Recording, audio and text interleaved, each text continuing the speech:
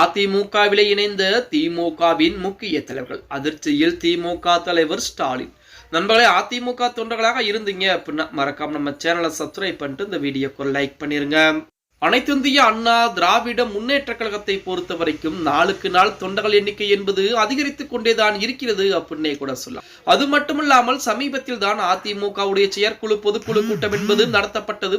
அந்த கூட்டத்திலே மாற்றுக் கட்சி இருக்கக்கூடிய தொண்டர்களை, அதாவது மாற்றுக் கட்சி இருக்கக்கூடிய நபர்களையும் அதிமுகவிலிருந்து பிரிந்து போன நபர்களையும் தன்னுடைய கட்சியில் இணைக்க வேண்டும் என எடப்பாடி பழனிசாமி அனைத்து முக்கியமானவர்களுக்கும் உத்தரவு வெளியிட்டிருந்தார். அதன் அடிப்படையிலே அம்மா மக்கள் முன்னேற்ற கழகம், ஓபிஎஸ், சசிகலா, விஜய் கட்சி இருக்கக்கூடியவர்கள் கூட அதிமுகவிலே தன்னை கழக அடிப்படையாக தினம் தினம் இணைத்துக் கொண்டுதான் இருக்கிறார்கள் அப்படின்னே கூட சொல்லலாம். அப்படித்தான் திமுகவை சேர்ந்த ஒரு முக்கியமான நபரும் நேற்று தினம் அதிமுக இருக்கக்கூடிய முக்கியமான தலைவர்கள் முன்னிலையிலே தன்னை அதிமுகவின் கழக அடிப்படை உறுப்பினராக இணைத்திருக்கிறார் அப்படிங்கிற செய்திகள் தற்போது அதிமுகவின் சார்பாக அதிகாரப்பூர்வமாக இடம்பெற்றிருக்கிறது அப்படின்னே கூட சொல்லலாம். அதாவது முதலாவதாக மதிமுக விருதுநகர் மேற்கு மாவட்ட இளைஞரணி அமைப்பாளர் திரு என் கிருஷ்ணசாமி அவர்களும், அதே போல திமுக சாத்தூர் மேற்கு ஒன்றிய அவைத்தலைவர் திரு ஏ தனுஷ்கோடி அவர்களும் ஆகியோர் அக்கட்சியிலிருந்து விலகி அனைத்து இந்திய அண்ணா திராவிட முன்னேற்ற கழகத்திலே தன்னை கழக அடிப்படை உறுப்பினராக இணைத்திருக்கிறார்கள் அப்படிங்கிற செய்திகள் தற்போது அதிமுகவின் சார்பாக அதிகாரப்பூர்வமாக இடம்பெற்றிருக்கிறது அப்படின்னே கூட சொல்லலாம். அதாவது மதிமுக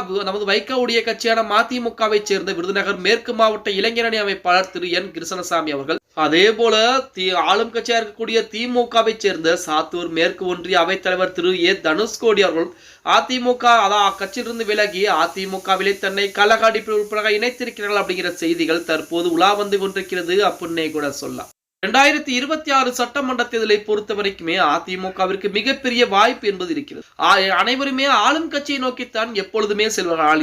இங்க தமிழகத்தை பொறுத்த வரைக்கும் எதிர்கட்சியாக இருக்கக்கூடிய அதிமுகவை தேடி எடப்பாடி பழனிசாமியை முதலமைச்சராக்க வேண்டும் என்ற எண்ணத்திலே ஆளும் கட்சி இருக்கக்கூடியவர்கள் கூட அதிமுகவிலே தன்னை கழக அடிப்படை உறுப்பினராக இணைத்துக் கொண்டுதான் இருக்கிறார்கள் அப்படின்னு சொன்னால் அதற்கு மாற்று கருத்துக்கள் எதுவும் சொல்ல முடியாது அப்படின்னே கூட சொல்லலாம். 2026 சட்டமன்ற தேர்தலை பொறுத்த வரைக்கும் திமுக ஒரு புறத்திலே ஓரணியில் தமிழ்நாடு என சொல்லிக் கொண்டு உறுப்பினர் சேர்க்கை நடத்தினாங்க. அதிலையும் கூடுதலாக திமுகவில் கூட்டணி கட்சி என்பது பலமாக இருந்தாலுமே மாற்று கட்சிகளுடைய தொண்டர்களை தன் பக்கம் இழுக்க வேண்டும் என திமுகவும் ஒரு பக்கம் கூட்டணி கட்சிகளை தவிர மற்ற கட்சி நபர்களை அவர்கள் கட்சி இணைத்துக் கொண்டிருக்கிறார். ஆனால் அவர்கள் கட்சியில் நபர்களே அதிமுக இணைந்து கொண்டிருப்பது தினம் தினம் வாடிக்கையாகி கொண்டுதான் இருக்கிறது அப்படின்னே கூட சொல்லும். அதிலையும் தமிழக மக்களை பொறுத்த வரைக்கும் 2026 சட்டமன்ற தேர்தலை உற்று நோக்கி பார்த்து கொண்டுதான் இருக்கிறாங்க. ஏன் அப்படின்னு பார்த்தோம்னா இந்த 4.5 ஆண்டுகளிலே திமுகவுடைய ஆட்சி எப்படி இருந்தது, அதற்கு முன்பாக 4.5 ஆண்டுகள் அதிமுகவுடைய ஆட்சி என்பது எப்படி இருந்தது அப்படிங்கிற மாதிரி அனைத்து விதமான நடவடிக்கைகளையும் நம் தமிழக மக்கள் பார்த்து கொண்டுதான் இருக்கிறாங்க அப்படின்னே கூட சொல்லு. எப்படி இருந்தாலும் 2026 சட்டமன்ற தேர்தலிலே அதிமுக 210 தொகுதிகளை நிர்ணயம் செஞ்சிருக்காங்க.